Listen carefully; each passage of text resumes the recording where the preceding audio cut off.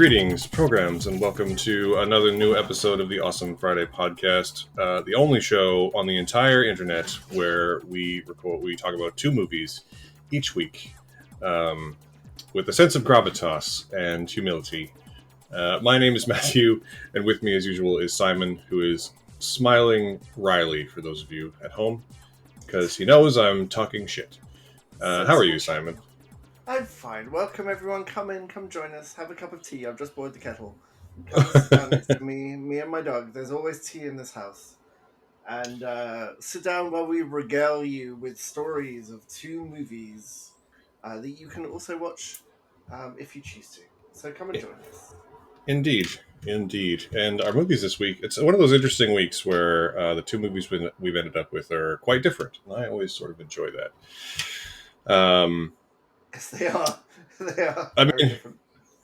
yeah, I mean, there's something to be said for an episode with a theme, and then there's something to be said for a week where we watch just two wildly different things. Because movies, as with all art, contain multitudes. Yeah, you heard it here What first. do you prefer? What do you prefer? I prefer when we just choose two completely random things. So we got more to talk about. I run out of things to say if it's on the theme. That's true. I actually do quite like it when the films are very, very, very different. I think it's more interesting personally. Yeah. And I also, I mean, anyone who's listened to the show for a while will have picked up on the fact that I try to make it so that we cover the big stuff when we can. Although, going to a cinema is a bit of a challenge lately still. But I also try and cover like smaller stuff, and especially I try to get us some Canadian stuff whenever I can. And I feel like that's sort of, as Canadian podcasters and as smaller podcasters, I feel like that's kind of at least in part, our responsibility to because like Disney doesn't need our help. Everyone knows that Guardians of the Galaxy 3 exists, right? But not everyone's going to know that the other film we're talking about this week exists. And I feel like that's more important than talking about something like Guardians of the Galaxy.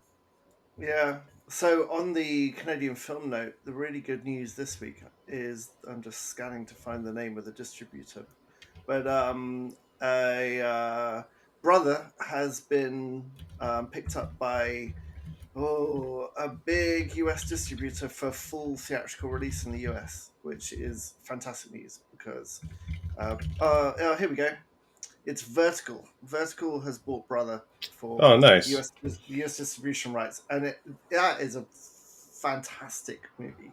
And if you are if you see it pop up in the cinema around you, because it's getting periodical cinema runs here, but now Vertical's got it for the US. Hopefully, it'll gain a bit more momentum, and more people will see it. And it's a really, really good film. Like a great example of a very distinctly Canadian film as well. Or if there's that's such a huge umbrella term because Polaris is too, and they couldn't be completely different, but it couldn't be any more different. But Brother is really exceptional, and I learned a lot from it as well. It's really good. Yep. Elevation Pictures, which co-produced it here and distributed here in Canada, is probably one of our biggest like national film distributors. But they typically, like, if you watch a film that's by A24 or Neon in Canada, chances are you're watching an Elevation Pictures release. But I'm really glad that it's going to get some wider releases outside of Canada, because I mean it cleaned up at the CSAs this year. It won, I think, everything it was nominated for except for one thing, and it was nominated for like everything. So, and it was entirely deserving. It was easily the best Canadian film last year. Yeah. No, yes, that's true. That's true. What so, were you about to? Were you about to disagree? I was really completely captivated by Polaris. So personally, those two movies were an equal high point for me. So I would say Polaris is as good, but I think on a bigger technical level, Brother is the best Canadian movie of last year. I think it's certainly a movie that demonstrates that Canadian funded and directed not just filmed here, but actual Canadian films can hold their own against any American big production. It was just exceptional. But it was directed. What's his name? Clements Vigo. Is that the director? Clement Virgo. Clement Virgo. Thank you. Vigo's the guy from Ghostbusters. I Clement Virgo. I hadn't heard of him before, but I was so blown away by the way this was directed. I looked at his past movies, and the experiences speaks for itself. And if you want a really good example of the possibilities of Canadian film, and I said at the same time as well, it's been some really exceptional sci-fi coming out of indigenous filmmakers the last couple of years. That whereas they haven't always been wholly successful as a film as a whole, like Blood Quantum is a good example of that. The ideas and the processes behind it are super exciting with Night Raiders and Polaris I mentioned as well. I think there's the the indigenous history both before and after colonization really lends itself to the same kind of stories that are told really well through sci-fi, and I think that's a very very exciting time for um, that kind of filmmaking. I was speaking to a comic creator yesterday in the Vancouver Comic Art Show, which is a wonderful thing, and it's on. If it's still on at this time, then you should go if when you hear this. But as a comic creator, they're making a indigenous sci-fi comic, a graphic novel next year, and it's so steeped in like the colonial fears and the horrors of that against the sci-fi post-apocalyptic background, and I really love that crossover, and I think Canada's making some really great genre movies at the moment. mean, there was a long period of time where um, there's a long period of time where I would argue that many or even most of Canada's best films were coming out of Quebec. They had a really strong film culture there. It's where we got filmmakers like Denis Villeneuve and Jean-Marc Vallée, um, and all kinds of others. But in the last, probably 5, 6 years, especially, I think most of our best Canadians, a lot of our best Canadian stories are coming out of Indigenous filmmaking, and they're making really interesting sci-fi, and they're making really interesting horror. And also just really interesting. There's a great film from last year, the year before, called Bootleggers, which is all just about like returning to a reservation and trying to make it a better place. Mm-hmm. And it's I feel like they're having a moment. And Blood Quantum, which you mentioned, is another great example of that, like an indigenous horror science fiction moment that's happening. And I really hope it continues. Um, we're and like one of our earliest episodes of this podcast, we talked about that film Beans, which is effectively an interrogation of a horrible atrocity that happened to Mm-hmm. Indigenous people in Quebec, and I feel like, again, like, I just hope this moment continues for a while because it's going really well, and I I, think it's also just important that we confront our history through art in mm, a way that maybe we haven't been previously.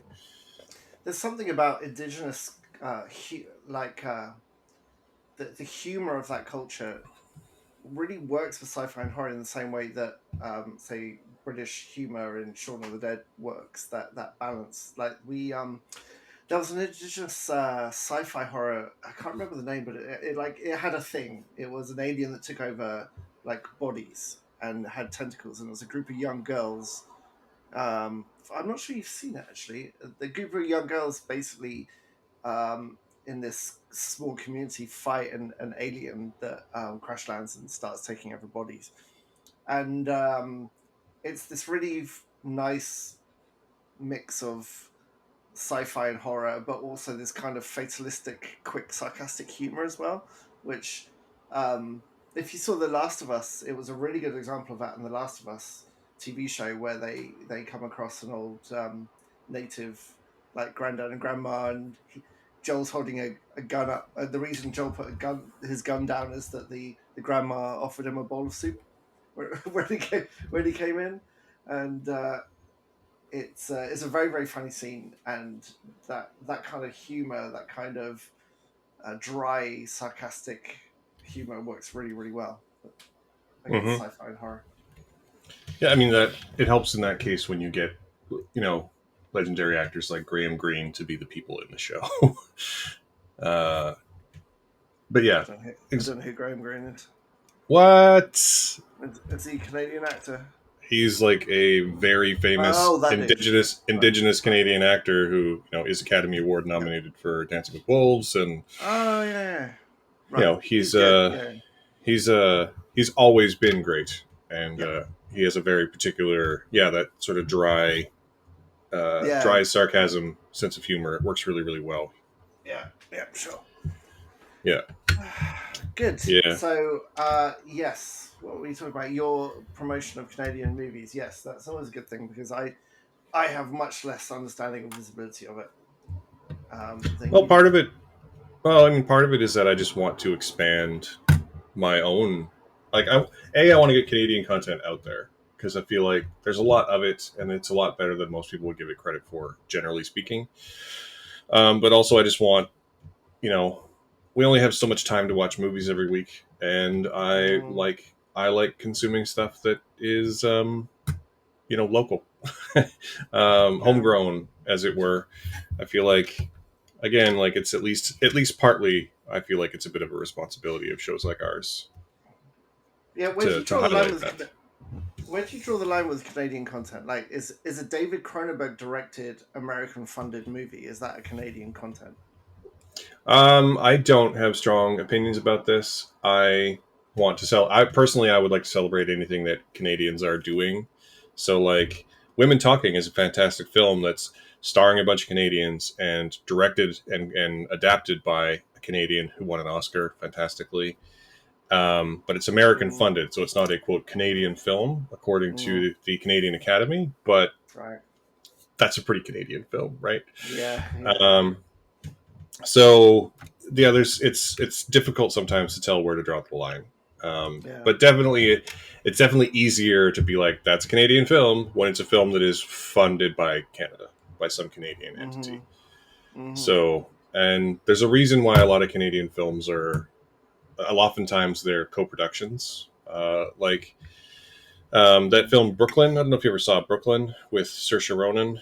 Um, No. very very lovely film, and it she was nominated for an Oscar for it. And Mm-hmm. it's not a film you would necessarily think of as being Canadian because it's set in, spoiler alert, Brooklyn, and she's an Irish immigrant to Brooklyn in the 50s, and but it's a Canadian Irish co-production, and it's an adaptation of a novel, and it's just it's very, so there's lots of films that are Canadian that don't necessarily appear Canadian is what I'm trying to say.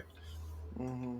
Or there was one a couple years ago that I never got around to seeing called French Exit, which I think had Michelle Pfeiffer in it, that won a couple of CSAs, and it was not set in Canada, didn't, as far as I know. So like Mm-hmm. it's uh it's sort of a difficult thing. Like it's interesting because we sort of let that go when it's a big Hollywood production that's set in some other country. We're like, well, it's still Hollywood, but um, for Canadian film, in my mind, I always want to be like, well, why isn't it set in Toronto?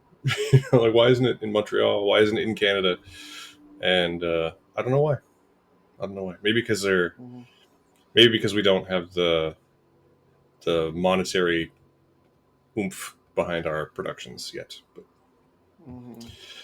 anyway, yeah. Well, hopefully, exposure is always a good thing, isn't it? And then more exposure means more money, which means more movies. Creativity can only take you far, unfortunately. Well, the bigger problem with Canadian cinema, and again, I'm just going to point out, I have exactly no inside baseball on any of this because I'm not in film production. But as I understand it, just from listening to some people who I know speak and other people reading articles about it, the bigger problem with Canadian cinema is that we do so much production in Canada for American production companies. Like all current Star Trek is shot in Canada. At least like Strange New Worlds and Discovery are both shot in Canada. Mm-hmm. Lower Decks is made in Canada. Lots of films are shot in Canada, and that actually ends up taking up like the bulk of our resources and infrastructure. Mm-hmm. Like these Yeah. foreign productions, there's not necessarily that much left over for actually Canadian productions. And I feel like we could be doing a better job as a nation in promoting that. In much the same way that like the British Lottery funds the creation of arts in Great Britain, I feel like we could be doing more like that here, personally. I think you've got a difficult job in this country though, because unlike my tiny country, this is a massive country mishmashed together with such different communities and cultures and approaches to life and art and filmmaking. I think it's always hard to say this is a Canadian thing, because then how do you? There's no such thing as one style that shows it as purely Canadian, because there's not one umbrella that could cover from where we are north all the way east. And I think that's why I'm most excited about the. I mean, Brother was exceptionally made, but the indigenous stuff feels like it's a distinct thing that could be called this is a Canadian thing, and I'm really excited about that. Yeah, I mean, I don't think we need to have one thing. I think as a nation we contain multitudes, and I think that our art can reflect that. I'm just saying that I think that we could do a much better job of funding said art. Mm-hmm. Of making sure, like we already do, we have laws that make sure that Canadian broadcasters have a minimum level of Canadian content. I'm just saying that like I'm sure there's a way we could better fund Canadian content, and not just fund the creation of it, but fund the promotion of it as well. Because Telefilm Yeah. Canada funds an actual shit ton of content, um, Mm. like lots of TV, lots of movies, but then a lot of it you just never hear about, right? Like Mm. the National Film Board funds just a ton of short film and documentary and such like that, and you just never hear about it in a meaningful way, right? Like it's not out there in the public consciousness. And we do have some uh, efforts to do that. Like Made New is pretty good. Um, and there's a couple of big campaigns to forward Canadian content, but I just feel like we could be doing Yeah. more. I feel like Yeah. Made New is a really good Twitter account, and it's really nice to see Canadian actors talking about Canadian film production in front of movies. But like, why aren't there, I feel like there should be billboards. Like there should be Yeah. more of it. Because we do a good job. I think we do a good job, generally speaking. It's funny you say about short films, actually. One thing that I've really been blown away by is that sometimes CBC seems to have a short film program, because They do, yeah. randomly on a Friday or Saturday night at midnight, they'll show like a 25-minute short film. And without exception, they've all been amazing. And there's one sci-fi, I wonder if heard of it. There's a sci-fi short film where a handyman comes to fix something in a woman's house. But and That's not there's a a sci-fi film. wait a minute.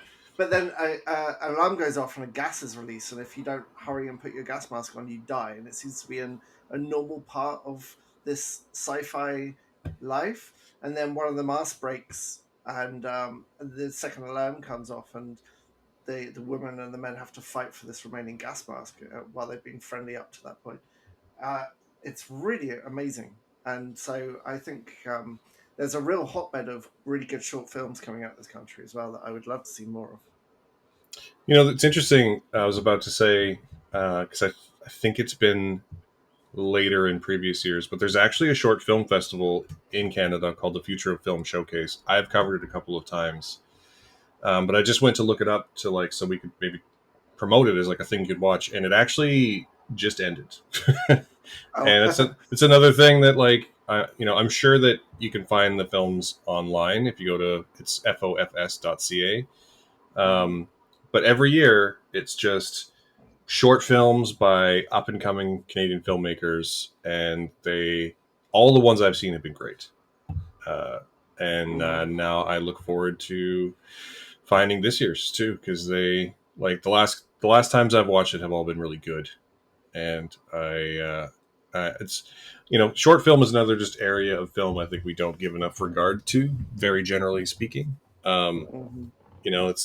It definitely has a function in on the festival circuit and getting new filmmakers recognized. But there's tons of great short films, and we don't, Mm, as a yeah, society, we do not pay attention to them. yeah. Yeah.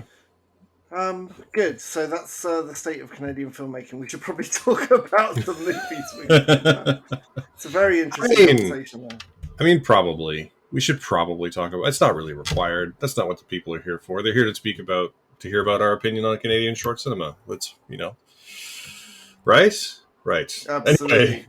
so that being said, let's dive into our first film, which is the tiny production, super indie, Guardians Mm, of the Galaxy Volume 3.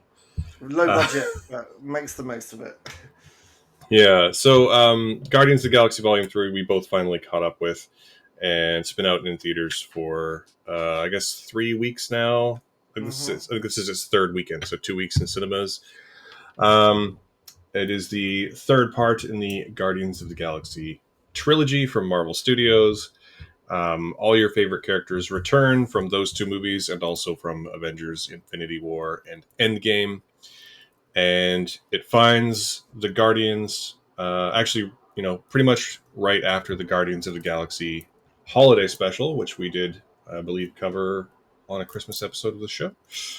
Hmm. Um, and it finds them at their home base of nowhere, and they are sort of randomly attacked by a new villain called Adam, who is a creation of the Sovereign, who appeared in Guardians of the Galaxy Volume 2.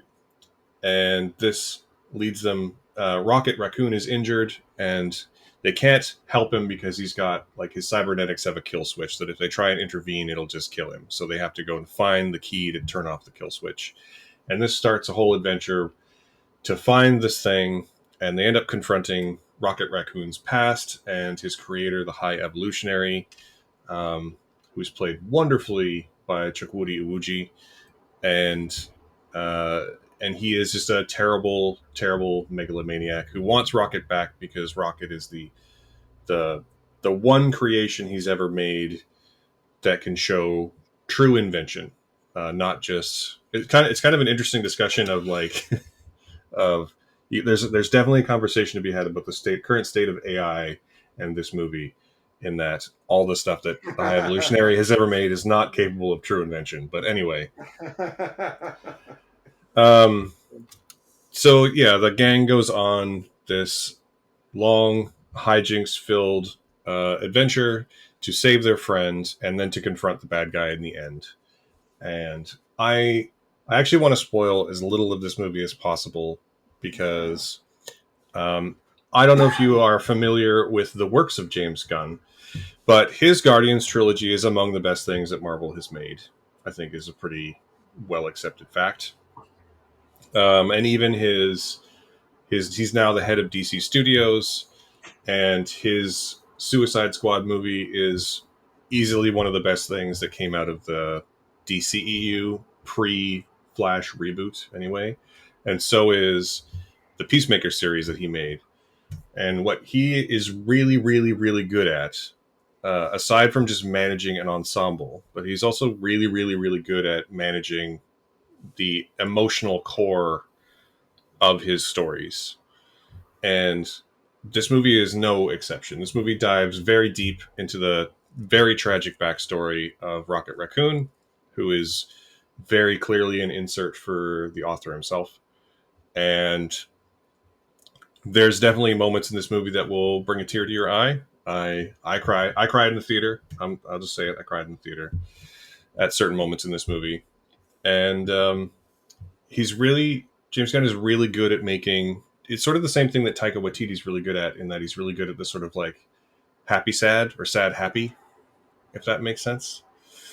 Um, in that, like, everything will sort of work out, but not necessarily the way you think, and uh, it'll make you cry along the way. I don't know. I feel like I'm rambling because I don't want to. I want to talk about how much I like this movie, but I don't want to talk too much about the story of this movie because I think it's important to see it for Mhm. the first time with fresh eyes.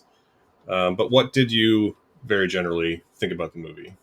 So there's a lot to like about this film, and I don't think you're wrong saying it's the trilogy is probably the best thing that's come out of the MCU as a whole thing. Um, and I James Gunn is a really distinct and interesting filmmaker and scriptwriter, and even when something doesn't wholly land, I still think he's got such a dynamic way of presenting a story that it like the look of this film and its editing and its just general visual quality is just quite a bit higher than Quantum Mania or Thor: Love and Thunder. Like it's got a depth to it, and it's got a real spark to it. And there's some design choices in this that I loved so much. I wish they'd been the main part of the story. At one point, they go to a place, and the place is filled with things, and those things become a central part of that part of the MacGuffin recovery. And I kind of wish that had been the whole movie, to be honest, because the pace really picks up at that point, and the design, the character design, which I think appears to be a mix of physical makeup and CG, but I think it's a sign that because I can't wholly tell, I think it's a really good sign actually that I'm not sure what is. There's definitely a lot of physical makeup and prosthetics, and they're really successful.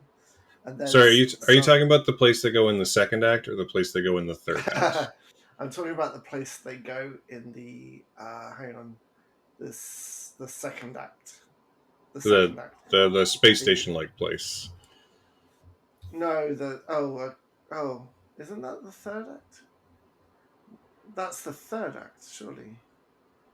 So there's The a the again place that with the ball. It's in the trailer. You know the part where oh where yeah yeah Drax yeah throws the ball at someone. the planet you're talking about the planet. Okay, good. The planet. Yeah, I'm trying not to add any specificity at all. They go to a planet, and it's filled with a life type, and I just love really good visual design, character design, and I just thought it worked brilliantly. And it kind of James Gunn's talked a lot about how he wanted these to be his Star Wars, and that whole planet sequence really felt like he was going for that kind of feel, but it was very very distinct, and the physical makeup's excellent, and the design and I guess the CG integration is excellent as well. And their arrival to their leaving, that whole sequence, I think is really really good. I overall, if I have an issue with this movie, I wasn't.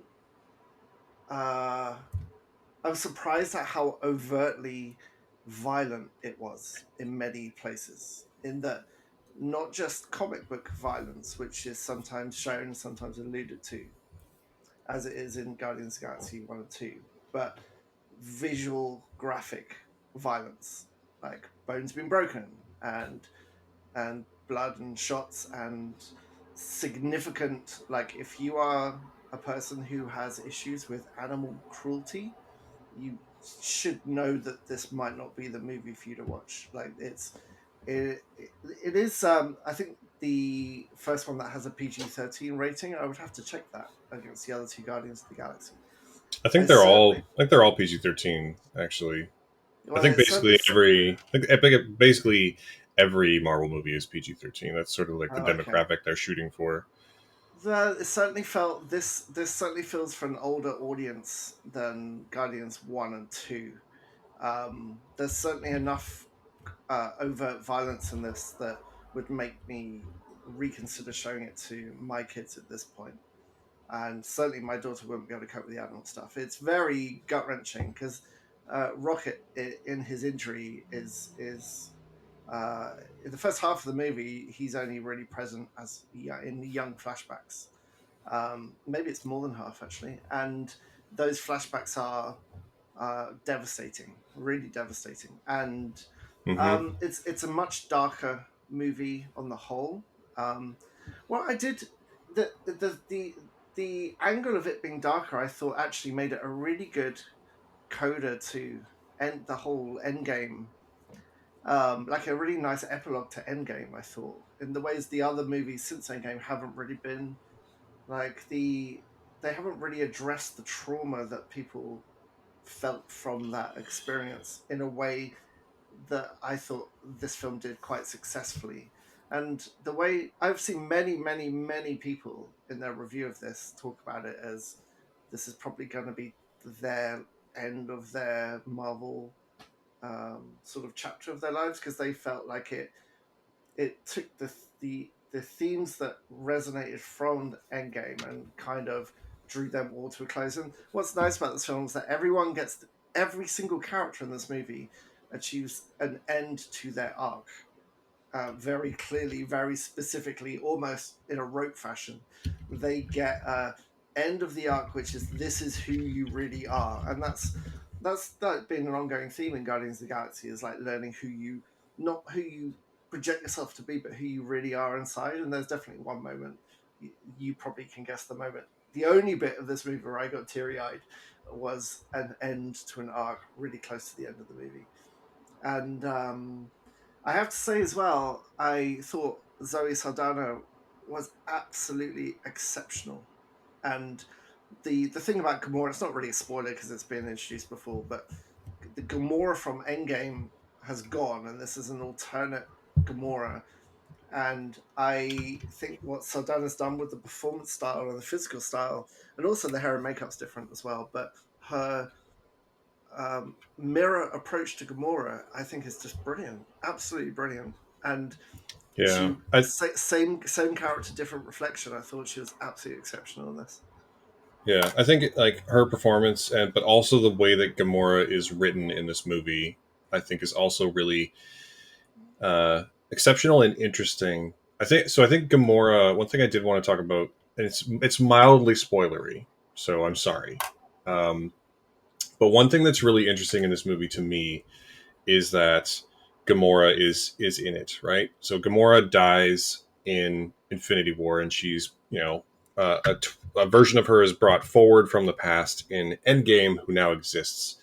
So it is Gamora, but it's not our Gamora from previously, and it would have been super easy to just give her a revelatory moment and turn her back into the Gamora we love. And this film very explicitly chooses not to do that. Mm-hmm. And I think it's one of the smartest and most interesting choices that maybe a Marvel film has made in Mm-hmm. years. Um, because like there are, Marvel films are fine, but they often take the safer route, right? And this this Yeah. whole theme of like Peter having to accept that she's not his Gamora, and it takes Mm. the whole film for it to happen because that's how films work. But anyway, um, Yeah. um, and when he finally does accept that, like when he accepts that she's not his Gamora, and she finally admits that, like there's a moment between them at the very end that is just a wonderfully acted moment Mm. from both of Yeah, them, it's and it's a good. It's really good. wonderfully written moment as they part ways. And I don't want to spoil it, but like again, like this whole arc is just wonderful, and I'm really glad they didn't just be like, oh, I remembered, give her the same experience again and turn her Yeah, into the I same thought they were character. totally thought they were going to do that when she started listening to the music in the ship. I thought that was going to Yeah, be the trigger. yeah, that or like the moment where they do finally save Rocket, and there's a moment where Mm. she Mm. she smiles at them and they're like and their found family, and there's a moment then when you're like, oh, okay, she's coming around, right? But the film Yeah. never goes there. It clearly like reignites the spark to make this Gamora more Mm-hmm. sympathetic and to make her maybe closer to Yeah. our old Yeah, Gamora, but definitely. Oh, for sure. never turns her into our old Gamora, and really actually closes the door on her and Quill being together. And I think Yeah, that's really really completely. smart. And they could have thought eye patched that so easily. Just like, oh no, he's fine now. Oh no, she's Gamora again. She heard the music. She can now understand Groot. She's back. But it was a far stronger ending and a far braver ending too. And it is.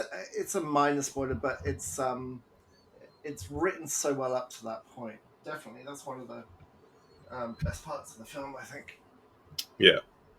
And then there's a really interesting, it's not really happening, but there's a really interesting hint of like maybe Nebula has a crush on Peter, and I find that really interesting.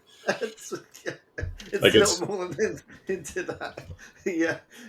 And the humanization of Nebula, and that is definitely part of it. And when there's another part later on where she's definitely softening, and that's part of it as well, and her kind of almost being angry at these feelings she's having as well. It's oh no Karen no Gillan's fantastic in this. not almost. She's definitely angry at the feeling that she's having. She doesn't. That's all another whole thing with the Guardians, right? Nebula is angry because she doesn't know how to process these other feelings she's having that Mm, aren't anger, right? The humanization of Nebula over the Guardians trilogy and Endgame in particular, I think is one of the most successful arcs that the MCU has done. mm, And but at the end of the day, this movie is ultimately Rocket's movie, right? Like Rocket yeah, is he's not even really in it for the first yeah. act and a half because he's incapacitated, but he is ultimately I think he's actually the protagonist of the Guardians trilogy, right? Mhm, Like functionally, yes, it's definitely Peter in 1 and 2. That's Peter dealing with mm, his past and his daddy issues and so on, but like I know from interviews that Rocket is the character James Gunn identifies with. And mm, it his arc from being, you know, at the very beginning he's very acerbic, pushes people away, doesn't think anyone will ever love him, to the second film where it literally ends with him crying at a fireworks display realizing that when he dies people will miss him, to at the end of this movie basically being the one who's like, wait, we're like, what? Like, I can't. It's so hard to talk about without spoilers. But the I did enjoy the analogy of the grand, what's it called, the grand evolutionary, High Evolutionary, the yeah, high evolutionary, who is absolutely not an allegory for Disney. Chooses to get rid of his chosen son, and then realizes he's the only one with a brain, and does everything they can do to get him back. Like, that's pretty thin.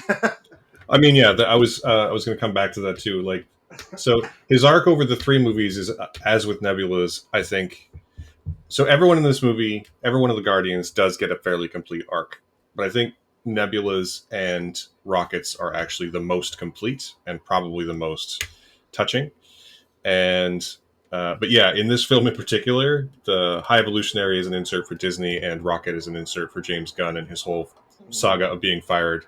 Is it's on the nose, we'll say. It's it's not well obfuscated, um, but it is really well executed. And that's the thing about these movies is that, and I feel like that was maybe the thing that was missing from the Suicide Squad was that these films feel very personal for James Gunn to me, and Mm, this film may be the most personal of the three, and mhm.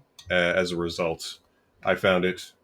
I know you prefer the first one, and I prefer the second one, and I know I'm definitely in the minority on that, but I feel like the ones where he touches on something, the more personal it touches on, the more I resonate with it, and this one feels very Mm, much in that camp for me. mhm. I It do is hard think. to talk about without spoiling exactly why, but this movie is very touching.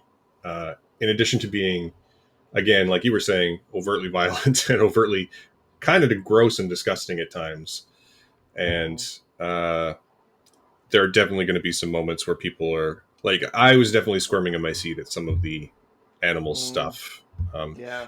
I don't think like I've definitely seen at least one person online being like, this movie glorifies animal cruelty, and my response to that is like, you clearly didn't Glorifies. watch the movie. Like, showing a thing is not endorsing a thing, and that seems to be a way people think about things now, What? that if you show a thing you're endorsing it. That's just not true.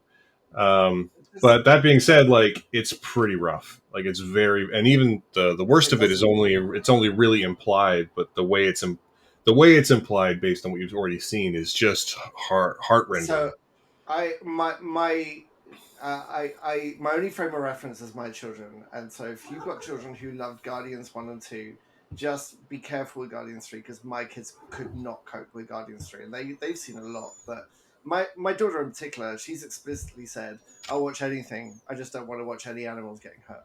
That's her line, and so clearly this is not this is very much not the movie for her. But even for my son, like, there's the overt violence. So it kind of surprised me, and the my takeaway from this movie, the things that I wish were different, is that there is choices in this movie to make things more violent than they necessarily needed to be. There's certain shots that happen that didn't have to be that shot, and I think it would have been. I think it would have been better if those shots hadn't been in there.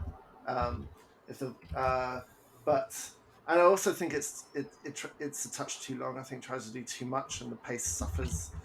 But the reason I love Guardians 1 is that I really enjoy spending time with these idiots, being idiots together. And I've always loved we're going to get through this, we're going to improvise our way through this and get through it by working as a team, by being idiots. And it doesn't necessarily mean we're the best at it. It just means that we don't, like, tenacity is my favorite quality Yeah, we in just don't stop.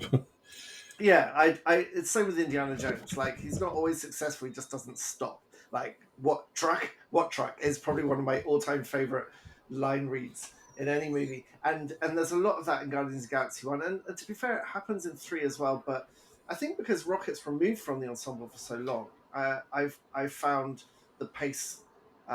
It doesn't really get to that goofiness, the idiots being idiots together, improvising their way through bad situations till they get to the planet. And I absolutely adored that whole middle section when they're just improvising their way through this solution. I thought it was really, really strong. And I think the final act, the final set piece, was perhaps a little bloated as well, but it does have a single, quote unquote, single shot, because I'm sure it's of course it's many, many shots, but very hard to see that how it's stitched together. There's a single battle shot as a one shot in a corridor that is very likely the best single fight in any Marvel movie, and I include Avengers in that as well. Like, it is it's all about choreography. A good fight scene is exactly the same as a dance scene. It's Uh, exactly the same thing. It's all about the choreography. It is. It is. It's the choreography and the editing, and no, so I'm gonna allowing us to interrupt to be like, it is at least half the choreography, but as we've discussed many times before, it is also the way you shoot the damn thing. Yep, so that's exactly where I was going with. So it's being able to see and be present in the geography of the choreography as well. It's being able to follow how the choreography links together. So you're absolutely right. It's the being able to be present in that moment and not be cut away from it. And that's very hard to do in a one shot, and it takes a lot of effort and a lot of planning, which is why we watch a bunch of terrible movies that are cut to like 20 cuts for one action scene. And the way it kind of swept. I always love as well characters popping into frame over the top of characters so they can be given their hero moment. Avengers does this very well as well, but I thought this was better, and I'm going to be rewatching that scene over and over and over, because it's just Yeah, from a filmmaking perspective, it's really good, really, really good. yeah, and I think it helps that, as I understand it, most or all of the film was shot with IMAX cameras, like with IMAX intended as its like main way to be Oh, viewed, really? and Oh, that just means that like you can't move those cameras around as much, and so mm, having the so as a result, the all of the scenes with action, there's a bunch of long takes. Actually, one of the opening shots of the film is a long single take that's clearly just a long single take that I thought was wonderful, mm, even though it's kind of somber. And yeah, the just the the color of this film is mm, so distinct and wonderful and lovely compared to, like, that was one of the complaints about Quantumania is that it looks kind of sludgy, right? Like a lot of Marvel movies look they were color graded to match concrete, and this is one of the movies where it doesn't feel that way. Everything's very bright, very comfortable, very very Primary colors as well. When they get primary to the colors, lots of lab, contrasts, yeah, um, and you can just see it all. Like you can see detail in the background that you just haven't been able to see yeah. in ages. And from a filmmaking perspective, it's one of the best made things so far that they've done, I would say. Oh, easily. Um, So, and so like what's your we haven't even begun to talk about like Adam Warlock is a new character in this movie, and yeah? I really enjoy the choice to make him developmentally a child.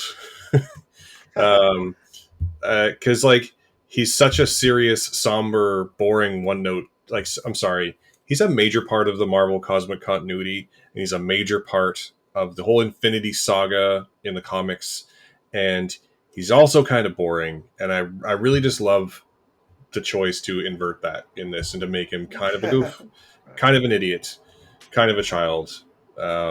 And I think that Will Poulter does a really great job of like conveying that.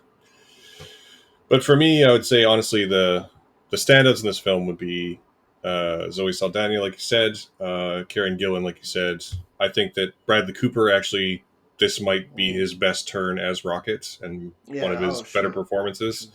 Yeah, sure. Um, it's great to have Linda Cardinelli back. It's great to have Nathan Fillion back in a way that is not just a one scene cameo behind a ton of CG or a poster on the wall. And Chris Pratt is doing his thing, and I think he's quite good this time. But for me, the standout is Chukwudi Iwuji, who plays the High Evolutionary. And I'm just going to say, if Marvel learns anything from this movie, it should be hire more people from the Royal Shakespeare Company to be a Shakespearean level bad guy in your movies, Mm, because he's. It's been a long time since we had a villain who was just a straight up villain without mm, some like weird sympathetic background that we were meant to relate to. He's just a bad guy. He's just an asshole. He's just a villain, and he chews the absolute shit out of the exquisite scenery. yeah. And I enjoyed every second of him. I enjoyed every second of hating him on screen. He was exceptional. I mean, he's a great actor, and I think I really enjoyed his uh, very clearly directed physicality. He had this thing where if he wanted to walk up to speak to someone, he kind of put his left the foot that's furthest away from the camera really far ahead of his hip and sort of squatted down into it, and so his whole body is like pressed forward and his arms are out as well, and it's a theater technique, but it looks really really good, especially as he's clearly not all there, very unhinged, and he would. It's a shame. I don't know what's happening with Jonathan Majors, but he would make if they needed to swap another black actor in for Kang very quickly. I'm sure they Oh, could. I'm sure they could work that in very very well, and he'd be exceptional. so it's never the High Evolutionary is never named as a variant of Kang in this movie, but also he wears a purple suit. And he's played by an African American, sorry, African British um, actor, and I think that it would be very easy to just recast Kang with this guy, and it would be easy to be like, oh, we're all variants of, it's fine, just recast him. I think it Yeah, would be wonderful. yeah, And regardless of what's going on with Jonathan Majors, like let's say best case scenario, he is cleared of all charges and reforms himself to be not an asshole on set. He's just too toxic right now, right? So just yeah, recast him, buy him out of his contract. You can definitely fucking afford it, Disney. Buy him out of his contract and cast this guy instead. yeah. He's very good. It's very very good. So, what's your trilogy ranking? If we remove the holiday special out, your the three movies. What's your one, two, three of one, two, three? Yeah, I know. I was thinking about this last night, and I don't honestly know because it's so it's such a good complete story, the three of them together. It's actually, I think, pretty hard for me to rank them individually, um, but I prefer two to one. So it's more of a question of do I prefer this one or one, Mm-hmm. and it's I find it very hard to choose between the first chapter and the last chapter of a story as being better, because the Mm-hmm. first chapter has all the fun introductory stuff and the last chapter has all the resolution stuff, and I don't know how to pick between those two things. So Mm-hmm. having only just seen it yesterday, I don't think I have an answer for that question just yet, Mm-hmm. Mm-hmm. is my cop out answer. Yeah. For me, I think it's much easier for me because I don't like Volume Two.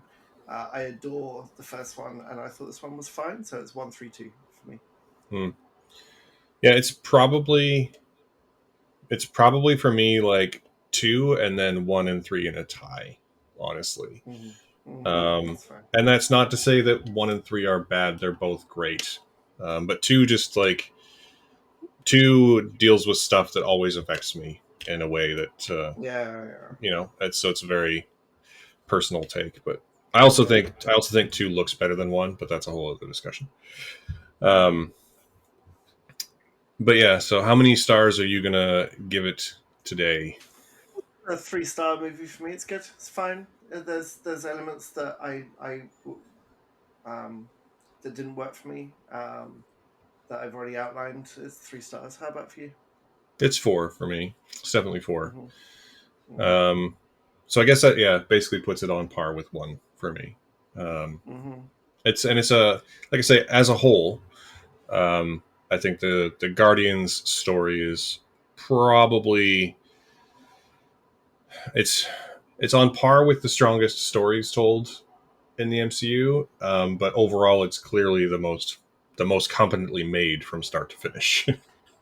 I mean, I wouldn't say it's even on par. I'm struggling to think of another uh themed entry that is as good as those three together. I want to say, like, I know I don't like two very much, but I think they are quintessentially what I think about when you transfer a comic story to a movie. Like, it's bright, flashy, funny, ridiculous, serious notes.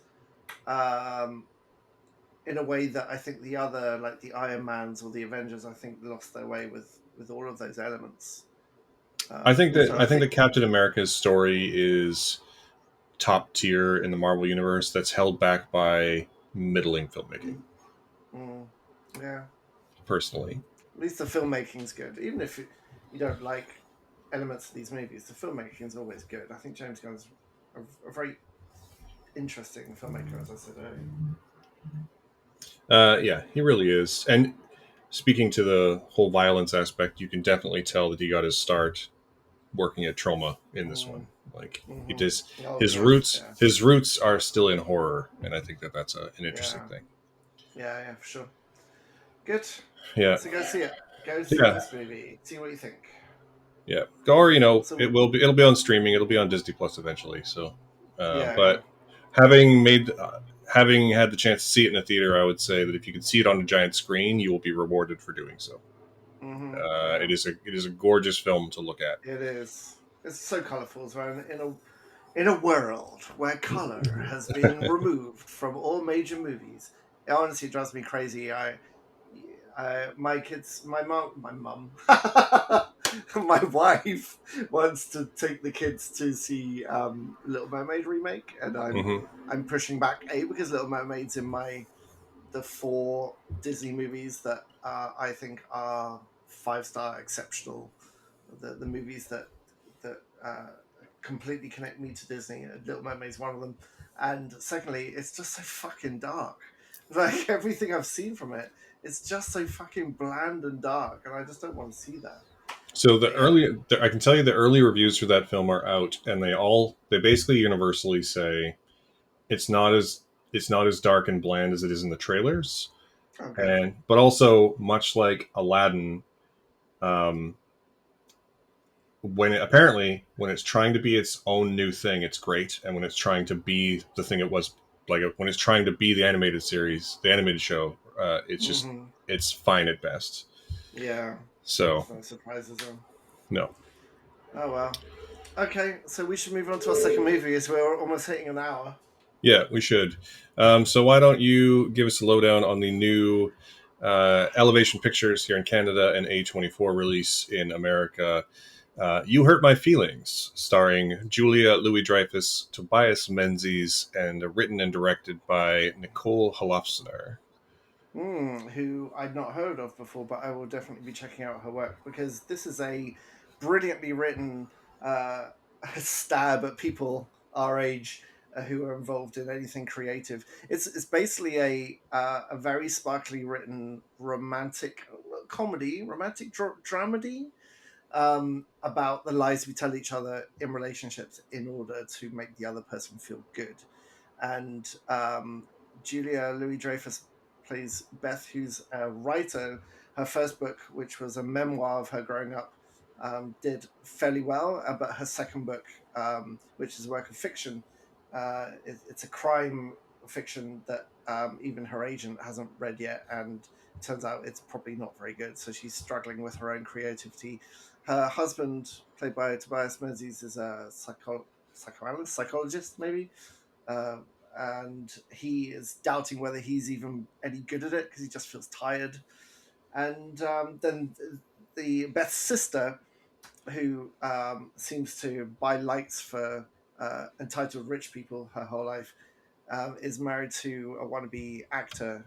And so basically, it's one of those things where everyone's trying to do their best and lying. Everyone's lying to everyone, but not out of uh, maliciousness. It's out of trying to make the other person feel that their creative exploit is valued. And it's a light film. It's an hour and a half. It's very snappy.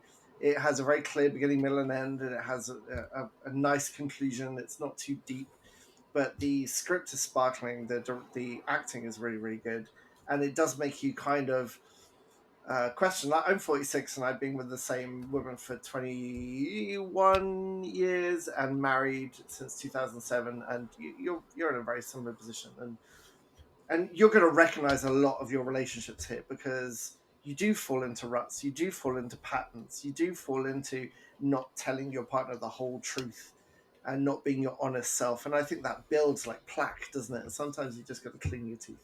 And this movie is like something's overheard and truths come out. And what I really, really, really liked about this film is that what I thought was going to happen is that these older people realize that the spark has gone from their relationship and they don't want to be together.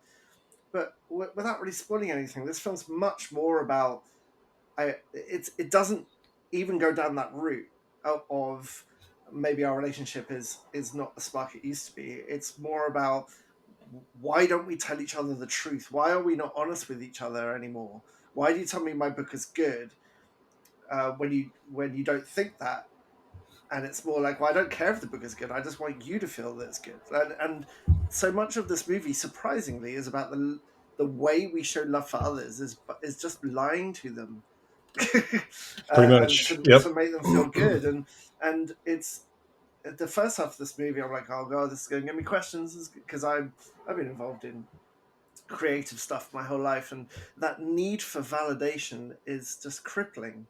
Validation from especially from your loved ones. And um, this movie really, really focuses on writing, acting, professional validation, like when we all feel like when we haven't got the spark anymore. And that really resonated with me. And what I really liked about its conclusion was like finding a way to support each other through being honest and through still being supportive, but just being honest with each other. And I thought it was just really sweet. It's a really sweet movie, and I enjoyed it way more than I thought I would. I did not want to watch this movie. I watched the trailer and thought I don't want to watch this film. A, because I'm so busy and it doesn't feel like something that's going to engage me, and also I don't want to feel things about my own life at the moment. I want escapism. And so what I appreciated about this film was that the script was beautiful, and I love Julia Louis Dreyfus. Like, I think she's just amazing. And Tobias Menzies really surprised me. I've never seen him in this role before.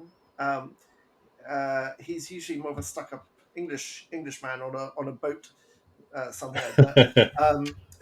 He's got a very respectable American accent, and he just underplays it very, very well. And it's just a really nice group ensemble, and everyone kind of finds an answer.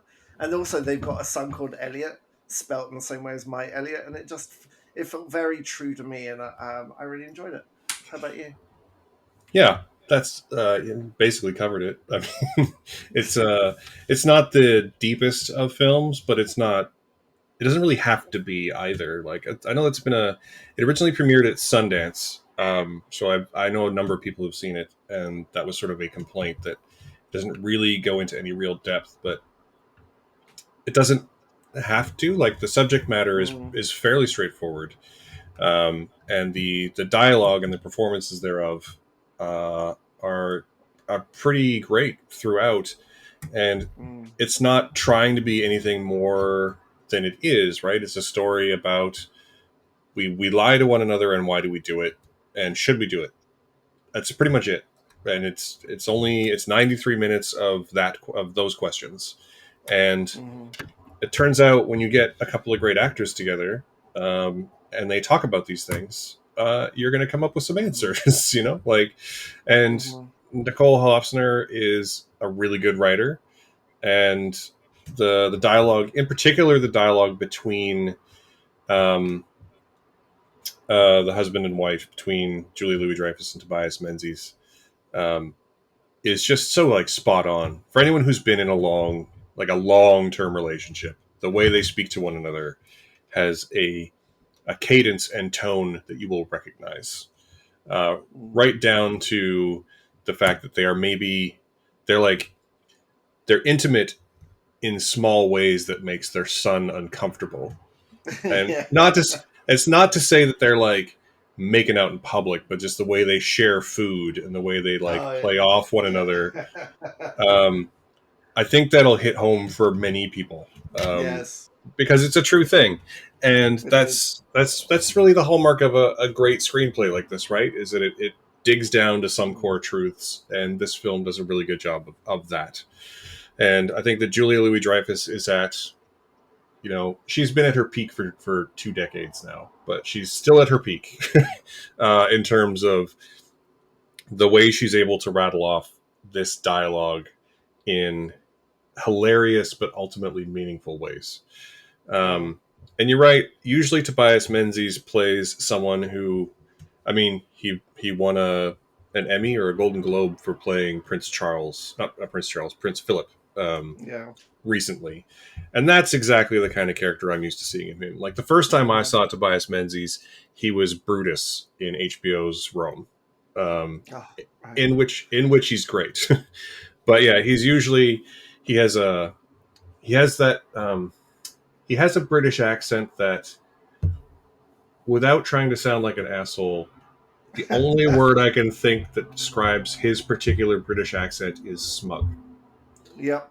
Like Oh, yeah. You he's get not that a lot. trying to be smug, but he sounds smug. You know what I Mm. mean? Oh, yeah. For Um, sure. and that's usually the kind of character that he plays. And this one is a much more down to earth. I really enjoyed his performance as someone who's just having a real like crisis, like existential crisis about his life. And Mm. there's a conversation in this film between, as they, the whole inciting incident being that he says behind her back that he doesn't like her book, and she overhears this. And when they finally have a conversation about it later in the film, that conversation is by far my favorite scene in the movie. Mm-hmm. Just the way they explain to one another why they are telling the lies they tell, and Yeah. him even being like, "You're always telling me I'm a good therapist, but you don't fucking know. Like, you've never been Mm. in therapy with me. Like, why do you do that?" And that whole conversation is just wonderful from start to finish, and I think many, many, many people will relate to. Yeah. And again, anyone in a long-term relationship, this film is going to have something for you. Yeah, for sure. I Um, really like I really like how the story was told as well. I've Something that really is pissing me off at the moment is unnecessary exposition in the way a narrative is portrayed. I really hate in filmmaking when we're told something instead of the filmmaker using a creative way to show us that thing, or the script using implication the script using implication to tell us the facts instead of a fact.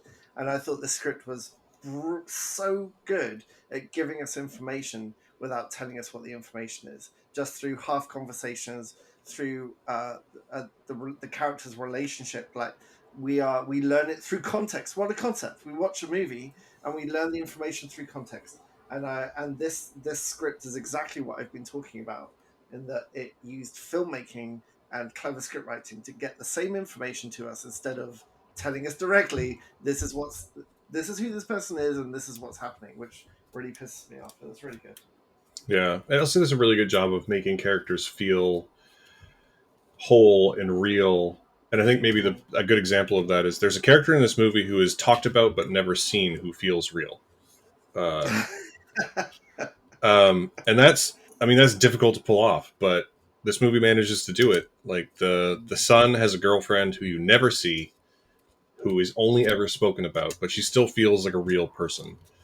And I really enjoyed that. And we talked a lot about Julia Louis-Dreyfus and Tobias Menzies, but Owen Teague is a hell of an up and Yeah, comer, and yeah. he's been in a number of really great things in the last few years, and I really really hope that continues because he's got a Mm-hmm. really interesting natural presence, Mm-hmm. and he's really good. I mean, most of the stuff that I've seen him in, like, you've probably seen him in like the It movies, and he was in an episode of Black Mirror, I think. Mm-hmm. But he was in an HBO show called Mrs. Fletcher, with Catherine Hahn, and he's just excellent in it as this kid who doesn't know. He ends up in this basically in a relationship with an older woman played by Mm-hmm. Catherine Hahn, and they both sort of discover who they are through this relationship, and it's just wonderful, and he's really good in it. So I really hope that he continues to have um, make great choices like this. Is what I'm trying to say. Yeah, yeah. Yeah, So yeah, and so I think honestly, we'd be remiss if we didn't talk about, I think, Michaela Watkins, who plays the sister, who mm-hmm. has like a very particular tone of voice and a very particular way of delivering things that complements Julia Louis-Dreyfus's so well. She's one of those actors who she's not super super famous, but when she does show up and stuff, you're like, oh, it's her. She's great, Yeah, and and this movie was no Janine, exception. Janine Berlin as the mum as well is, I mean, she's brilliantly written. I have to say as well. Her lines with the hints of the dementia that's coming, but it's never actually like talked about. Yeah, It's exquisitely written, and the interplay between the two sisters and the mum is so hilarious, but also so fucking real, so true. yeah. There's one that who'd have known a conversation about how to transport potato salad would make me go, "Oh my god, I've had this exact like conversation. I've been there myself." So it's one of those movies where you're going to recognize yourself. And you and I and our friend Rob have had the exact conversation about sock quality as well. So Oh yeah, that's true. That's really true. we are these people.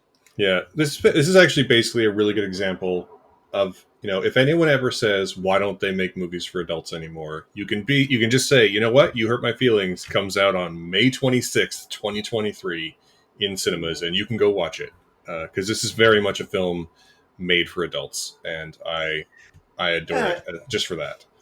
it's a nice adult like lunch date movie, but also it's going to be on demand very very soon. So don't feel bad if you miss it in the theater. It's nice to support it in the theater if you can, but it's also good. It's a lovely snuggle at home with a bottle of wine movie too. So when you have an opportunity to watch it that fits you, you're I don't think you're going to miss anything by watching it at home instead of on the big screen. But Hmm. it's really lovely. I know your opinion is watch everything on the big screen if you can. I don't really disagree with you, but it's a lovely, comforting movie. However you watch it. I mean, I will say that 100%. Just when you get a chance, you should watch it. However you get a chance, take that chance. Also, I'm here for the David Cross renaissance. Not that he ever really went away, but I've seen him in two things now, where he's a grumpy man with a white beard, and I think he is. He's got a brilliant, snappy delivery that you don't really see in Arrested Development. and I really really like him. Oh, I disagree. You definitely see his delivery. The difference Yeah, here is that he's being acerbic and not ridiculous. But you could definitely see that delivery in everything that he does. Um, okay. and in particular, like if you don't believe me, just go look up old episodes of Mr. Show with Bob and David, which is his Oh, comedy. I have no idea what that is. He had a sketch comedy show with Bob Odenkirk called Mr. Show with Bob and David, and it's really funny. Bob Odenkirk did a comedy show. Bob Odenkirk is a comedian. What? Yeah, he just transitioned to drama like not that like in the span of his career, he became very famous for drama very recently. Huh, I had no idea. I Yeah, hadn't heard of him before Breaking Bad. yeah. Oh well, that's good. I will check that out. I don't know. Maybe are you not maybe not cut up because David Cross also had an episode of What We Do in the Shadows. I think last year. I think pretty Who's sure. who was he and what we do in the shadows? No, I think I'm just looking at that. He was season 3. He was Dominicus the Dreadful in season 3.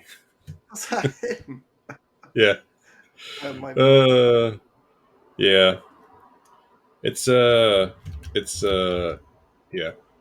It's a good show. You should definitely watch that show. Anyway, how many stars are you going to give to You Hurt Mine Feelings? I went back and forth between 3 and 4, but I think this for other 3-star movies, I think this is uh, like objectively, it's a 4-star movie. It's so well written, well directed, well made, well edited, and it's so sweet. The fact that it's very light, I think, shouldn't be held against it because I actually like that element. So it's a 4-star movie for me. How about you? It's 4 for me as well. Just because again, it is light, but it's also very true and honest, and Yeah, I value that in my cinema. yeah, yeah, yeah, definitely. So yeah, so we are over overtime. So thank you for sticking with us through this whole episode. To answer your question, Simon, no, I have no idea what we're covering next week. But we do have. I I am accredited for the Tribeca Film Festival, so we may have at least one episode where I get us some Tribeca Film Festival things to cover. That starts in 2 or 3 weeks. It's through the middle of June, anyway. Um, so look for that. You'll also be able to see my TV coverage of Tribeca on that shelf in the coming weeks as well. Um, yeah. So that is the end of the show. So we're going to end it here. Thank you for listening to everyone who is listening, whether you're new here or old here. We appreciate you very much. You can find the show on the socials at Awesome Friday CA on Twitter and Instagram. You can find Simon on Twitter at Temporary Pen. You can find me on Twitter and Instagram at SmatthewAF. If you've liked what you heard, please consider giving us a like, a subscribe, a 5-star rating, whatever your podcasting platform of choice lets you do. Please do those things. Those things are what get us onto the charts and in front of more eyeballs and earballs. So we would very much appreciate it. And if you'd like to support us more directly, we do have a Patreon, patreon.com/MC Simpson, which will be in the show notes. And every tier of support does get bonus features, bonus conversation every week. This week we talked about Star Trek Lower Decks and Letterkenny, which it sounds Oh, like nice. it sounds like a discordant pair, but I promise you it works. We record this here in Vancouver on the traditional ancestral lands of the Musqueam, Tsleil-Waututh, and Squamish nations. One last time, thank you so much for listening and for joining us on this Awesome Friday. Bye.